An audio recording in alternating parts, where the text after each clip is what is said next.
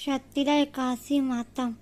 एक समय दालम ऋषि ने पुलस्त्य ऋषि से पूछा, हे मुनीश्वर, मनुष्य मृत्यु लोक में ब्रह्म हत्या आदि महान पाप करते हैं और दूसरे के धन की चोरी, दूसरे की उन्नति देखकर ईर्ष्या आदि करते हैं, परंतु फिर भी उनको नरक प्राप्त नहीं होता।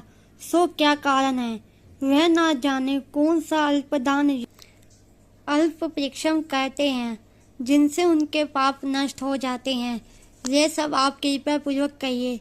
इस पर पुलस्त्य महात्मा बोले, आपने मुझसे अत्यंत गंभीर प्रश्न किया है।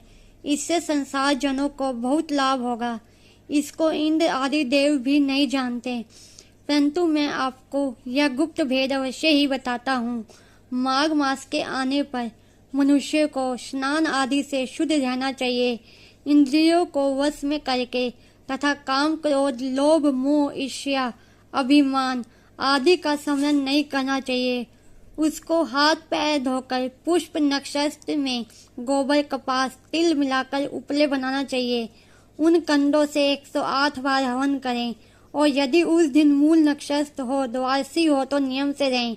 स्नान आदि नित्य क्रिया से शुद्ध होकर भगवान का पूजन कीर्तन करना चाहिए। एकादशी के दिन व्रत करें और यात्री को जागरण तथा हवन करें। दूसरे दिन धूप दीप निवेद से भगवान की पूजा करें और खिचड़ी का भोग लगाना चाहिए। उस दिन कृष्ण भगवान का पूजन करना चाहिए। उनको पेठा, नारियल, सीताफल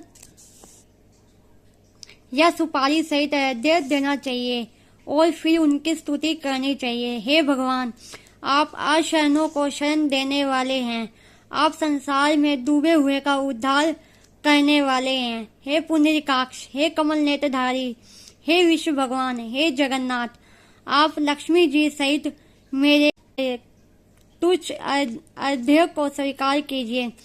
इसके पश्चात ब्राह्मण को तिल का दान करना चाहिए। इस प्रकार मनुष्य जितने तिल का दान करता है वह उतने ही सहस्त्र वर्ष स्वर्ग में निवास करता है।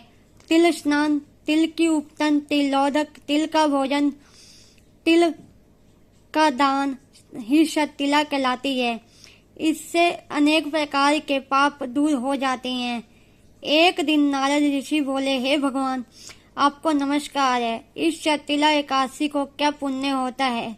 उनकी क्या कथा है, सो कृपा पूर्वक कहिए।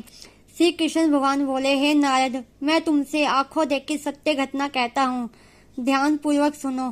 प्राचीन समय में मृत्यु लोक में एक ब्राह्मणी रहती थी। वह सदैव व्रत किया करती थी।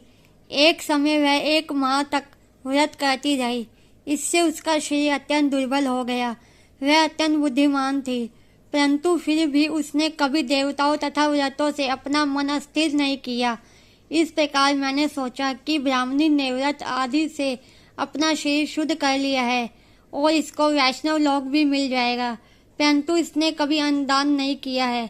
इससे इसकी तृप्ति होना कठिन है। ऐसा सोचकर मैं मृत्यु लोक में गया और उस ब्राह्मणी से अन्न मांगा।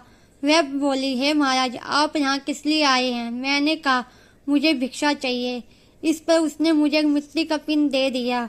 मैं उसे लेकर स्वर्ग लौट आया। कुछ समय बीतने पर वह ब्राह्मणी भी शरीर त्याग कर स्वर्ग आई। मृत पिंड के प्रभाव से उसे उस जगह एक आम वृक्ष सहित ग्रह मिला, परंतु उसने ग्रह की अन्य वस्तुओं से शून्य पाया।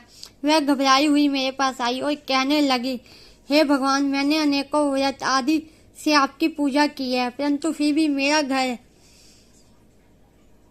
वस्तुओं से रहित है। सो क्या कारण है? मैंने कहा, तुम अपने गृह को जाओ और देव स्त्रियां तुम्हें देखने आएंगी। जब तुम उनसे शतिला एकादशी का पुण्य और विधि सुन लो तभी द्वार खोलना।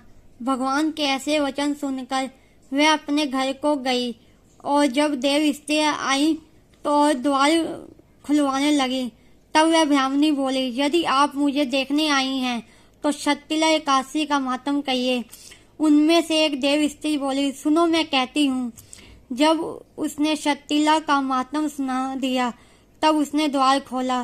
देव स्त्रियों ने उसको सब स्त्रियों से अलग पाया। उस ब्राह्मणी ने भी देव स्त्रियों के कहे अनुसार शतिला का व्रत किया और इसके प्रभाव से उसका घर धन धान्य से भरपूर हो गया। अतः मनुष्य को मूर्खता त्याग कर शतिला एकादशी का व्रत करना चाहिए। इससे मनुष्य को जन्म जन्म में अयोग्यता प्राप्त हो जाती है। इस व्रत से मनुष्य के समस्त पाप नष्ट हो जाते हैं। बोले काशी मातम की जय।